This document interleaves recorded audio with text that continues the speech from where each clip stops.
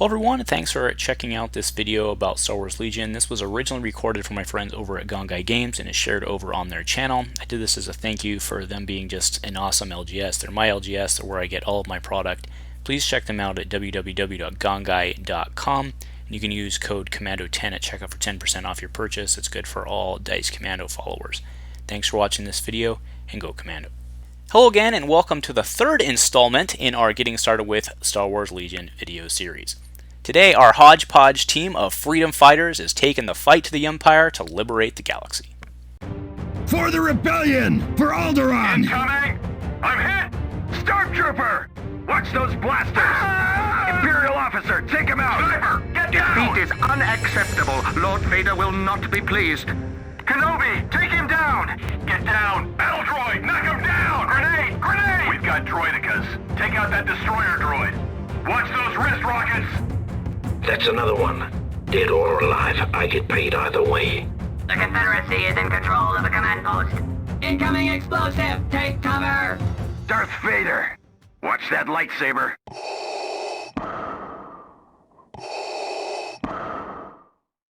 Hello everyone, Andrew here, and thank you for joining me again. So today we are taking a look at everyone's favorite OG heroes, the Rebellion, for Star Wars Legion. Now, the Rebels are an interesting little crew with the way they're built up.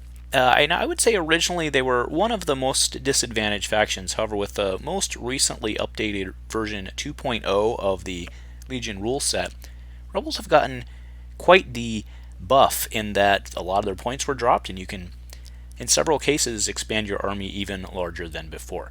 So let's go ahead and take a look at this none other than a ragtag crew.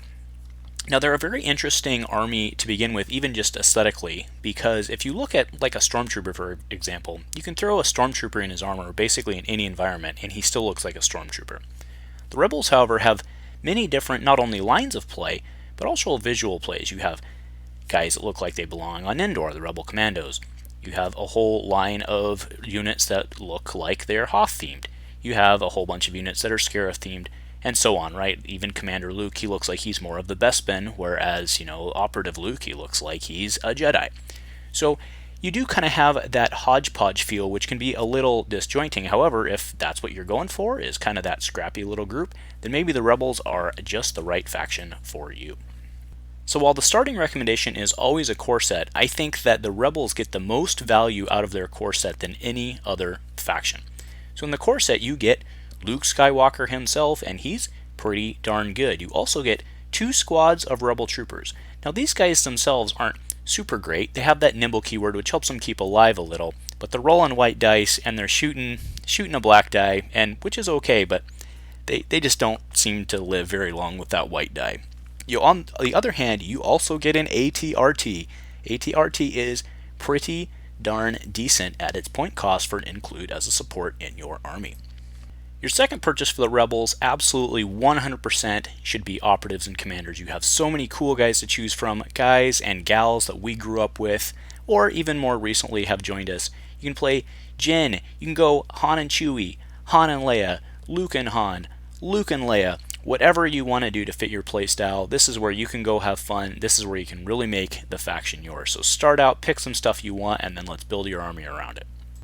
My choice from a value perspective is the Cassian Andor and K2SO bundle. Now, while this is a little more expensive than your normal command unit, you also get K2SO in there, so you're actually getting a commander and an operative. What's interesting about Cassian is he can actually deploy as an operative as well, so if you were to take him in a standard list as 2 commanders, you can deploy him as an operative. Now, I do want to throw out one thing. If you're in a skirmish match, you cannot play both Jyn and Cassian together. It's kind of one of those little rules things. But in order to field Cassian, you have to bring him as a commander, so just be aware that if you're planning on skirmish and you're planning on playing official rules, you cannot run Jyn and Cassian together. However, you could do what my wife and I do, which is just go ahead and run them side by side anyway. Continuing with our theme of value, we go to our third purchase, which is the Rebel Commandos. This is another one of those 2-for-1 purchases where you get a unit and you get a special, or both cases are special forces, but you get the main unit as well as a strike team, which will let you bring some sort of heavy weapon, usually a sniper, to the table, which really helps increase your lines of play. This is a really great value, and these guys are pretty good. For your fourth purchase, I highly recommend considering the Rebel Veterans if it fits your army. Now these guys are Hoth themed, so they don't quite fit in with your Rebel Commandos. However, the value of this core unit is off the charts because you actually get 2 core units. The Rebel Veterans squad in of itself, but you also get the Mark II Medium Blaster Trooper, who also is an emplacement trooper, must be fielded, or is attachment that must be fielded with them. But again, it helps you fill out your army, giving you space for other things because it gives you 2 core troopers in one shot.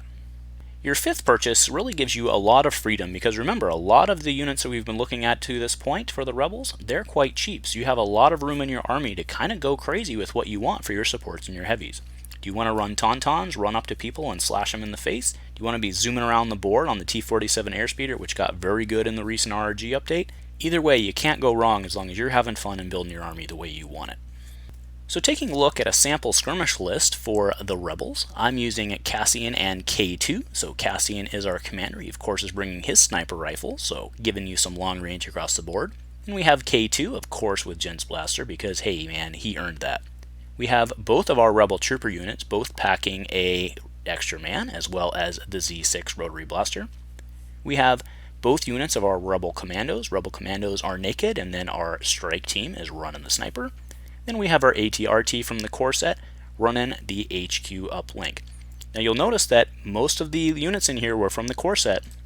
So if you actually look at the cost of this list, it's $89 for the core set MSRP, $20 for Cassian, $21 for the Rebel Commandos for a total list of $130, which is $117 with the Commando 10 discount.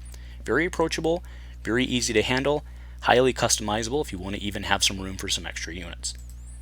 So the Rebel Alliance brings the heroes that we grew up with to the Legion tabletop, and what fun is that? So thanks for joining me today. If you have any other questions, please leave them in the comments. Myself or the folks at Gongai will get back to you, and if nothing else, guys, see you on the table.